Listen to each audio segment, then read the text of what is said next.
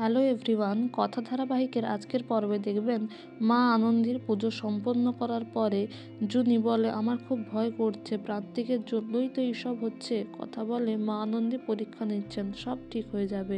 তারপর কিছু বৈষ্ণবীরা এলে তাদেরকে দান দিতে গিয়ে কথার একটা প্ল্যান আসে। এদিকে এভি বলে পিপি এই গুড়টা কোথা থেকে এসছে আমার ক্যাফের জন্য, এটা খুব লাগবে। তখন কথা বলে গোবরডাঙ্গা থেকে এসছে আর আমি দিতে পারি যদি বলেন গোবর দেবী শ্রেষ্ঠ, গোবর ডাঙা শ্রেষ্ঠ। এভি বলে আমি কিছুতেই বলবো না। তখন জুনি বলে অগ্নিদা বলে দাও, ওর মাথায় কি একটা প্ল্যান এসছে প্রান্তিকের বাড়িতে যাওয়ার, তুমি যদি না বলো ও একাই চলে যাবে। তখন এভি এক প্রকার বাধ্য হয়ে সবার সামনে বলে হ্যাঁ গোবর দেবী শ্রেষ্ঠ।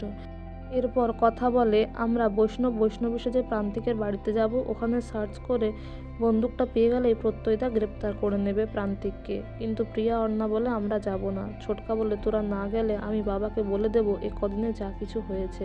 এই কথাটা শোনার পরে সবাই রাজি হয়ে যায় প্রান্তিকদের বাড়িতে যেতে এবং সবাই বৈষ্ণবীর ছদ্মবেশ ধারণ করে আর প্রান্তিকদের বাড়িতে যায়। কিন্তু সবাই যখন ভেতরে যায় এভি কথাকে ডেকে নিয়ে বলে ওষুধটা খেয়ে নে। কথা ওষুধটা নিয়ে বলে এখানেও আমি ওষুধ খাবো।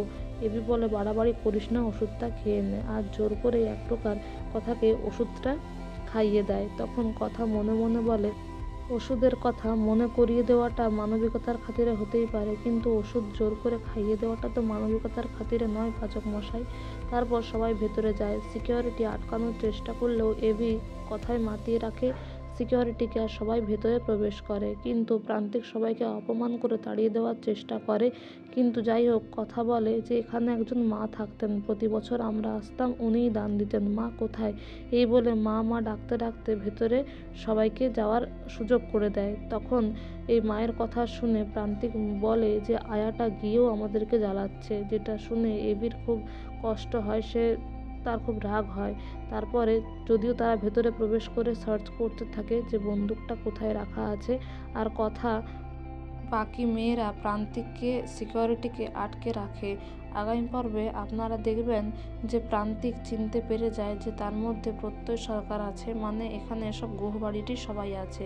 এদিকে কথা রাস্তা ক্রস করতে গেলে একটা বাইক এসে ধাক্কা দিতে যায়, কিন্তু এভি কথাকে বাঁচিয়ে নেয়, তার কাছে টেনে নেয় আর বলে তুই কি আমাকে কোনোদিনও শান্তি দিবি না, এক্ষুনি একটা অ্যাক্সিডেন্ট হতে পারতো।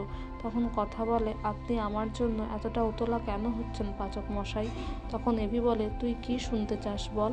তো বন্ধুরা, এই ছিল আজকের আপডেট। Thank you.